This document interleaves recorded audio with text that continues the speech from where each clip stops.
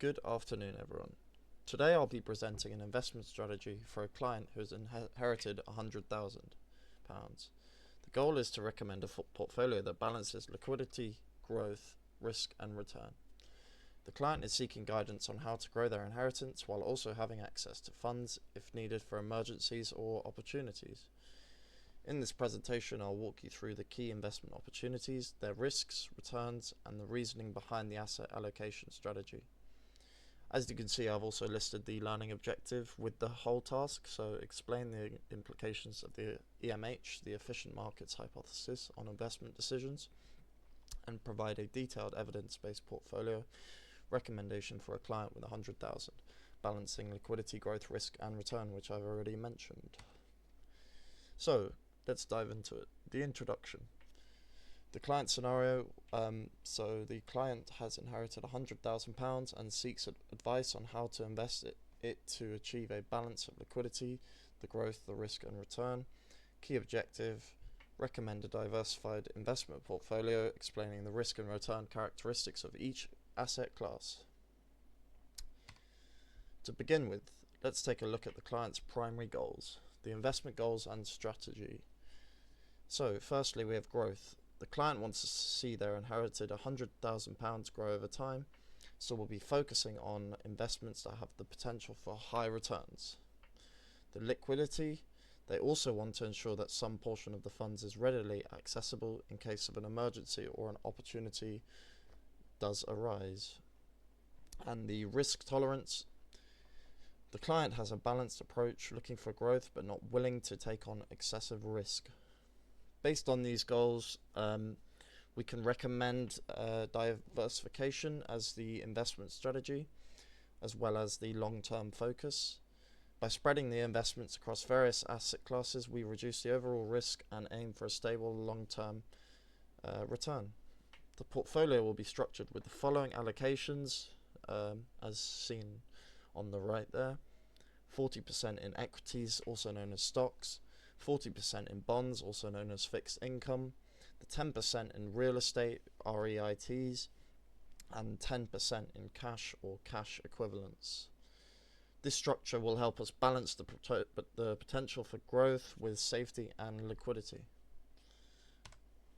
Moving on to the risk and return characteristics. Equities. Historically, stocks/equities have provided an average return of 7 to 10% annually. While this offers significant growth potential, stocks come with higher volatility. They can fluctuate 15 to 20% annually, meaning higher short-term risk.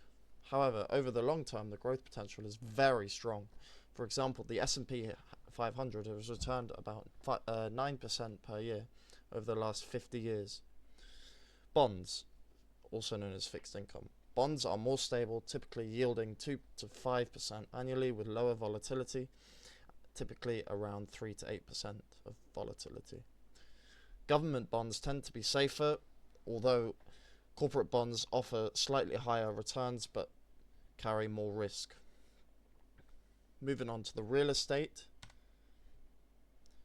Real estate investment trusts, REITs, have offered returns between 7 to 9% annually, providing moderate volatility, about 10 to 15%. They also generate income through dividends, which can add to their appeal. And also, REITs are a great way to access the property market without the hassle of directly owning physical property. This can also be very useful. Cash. The cash investments offer the lowest return, typically 0.5 to 2%. The benefit here is safety and liquidity. It's a low risk asset, but it won't generate much in terms of returns.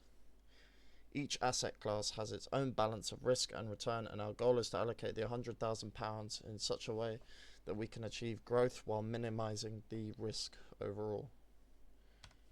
Moving on to the statistical methods for the risk and return analysis. So historical data, using historical returns to estimate future performance, for example reviewing past performance of the FTSE 100 or S&P 500 for equities and bonds.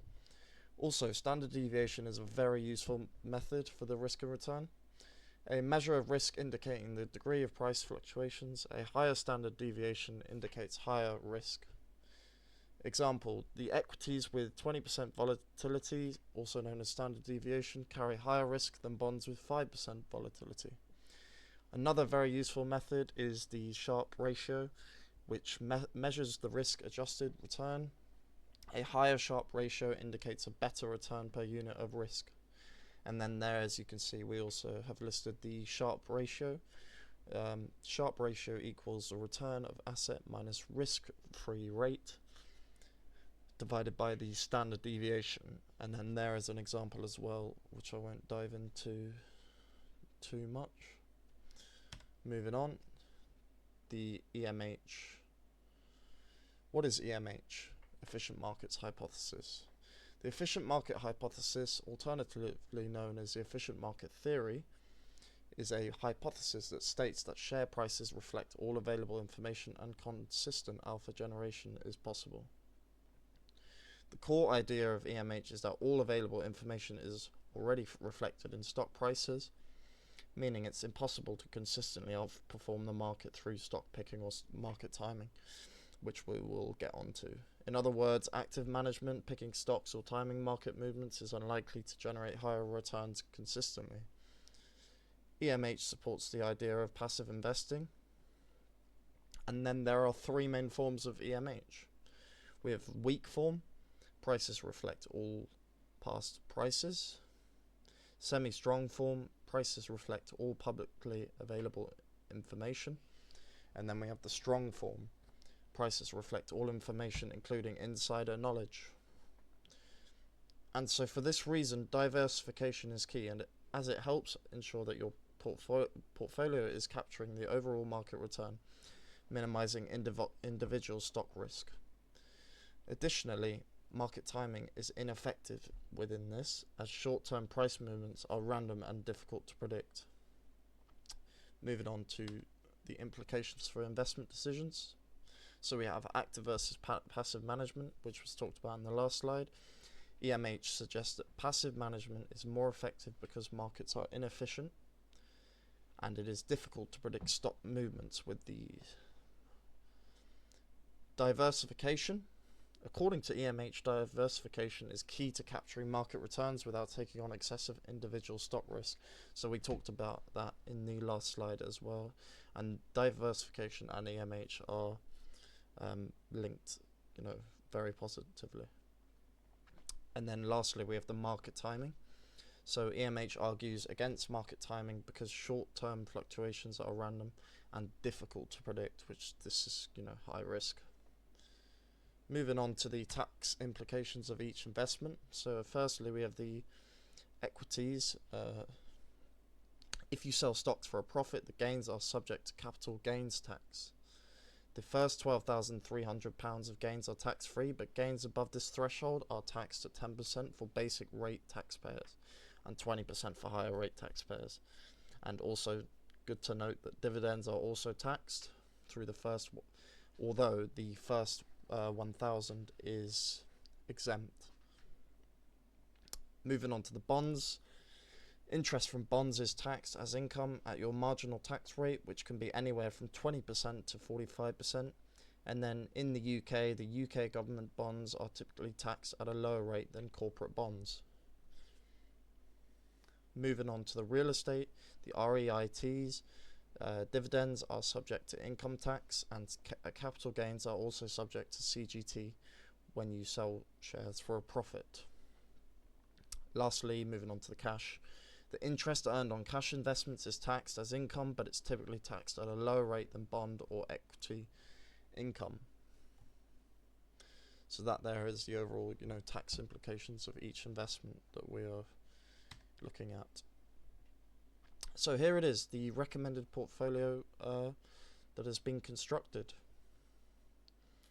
So firstly, we have the 40% equities, which focus on broad market ETF or index funds. The risk of this is very high, but long-term growth there is a lot of potential for. And then looking at the expected return, it is going to be around 8% annually.